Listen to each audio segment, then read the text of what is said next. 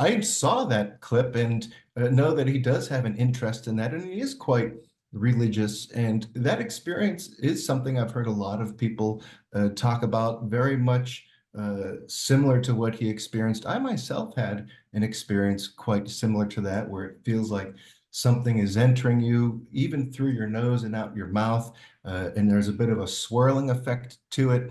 And, would you consider that a demon?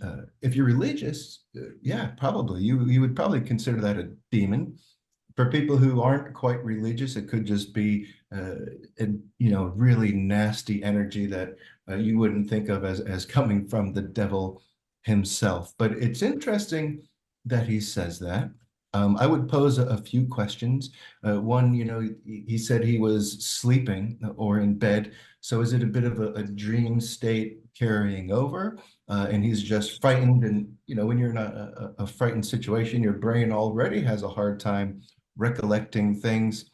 I would have some questions, but, he knows what he experienced, and it very well could be something demonic if you do believe in that. I personally do believe in that. But all the demonologists that I know, and even clergy that I'm friendly with, will say it is quite rare.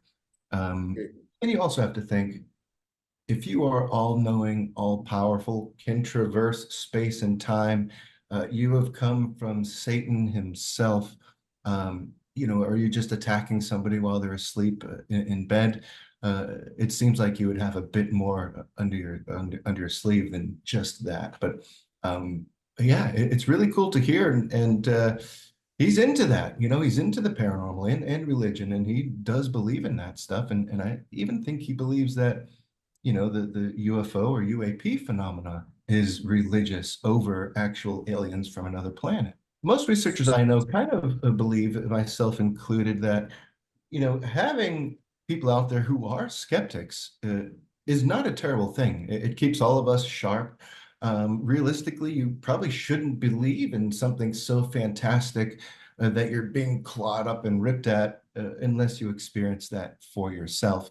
But as a believer, I think that is very possible. That could be what happened to him. I also think that being a skeptic, there is a saying in our field that as a skeptic is only somebody who hasn't had an experience yet. So once they have their experience, it may open them up, but they may be doing a disservice to themselves, not being open to things that could be happening around them and other experiences that they would be having otherwise. But I think being a skeptic is a good mindset. I'm not saying that everybody should be a skeptic to the point of disbelieving.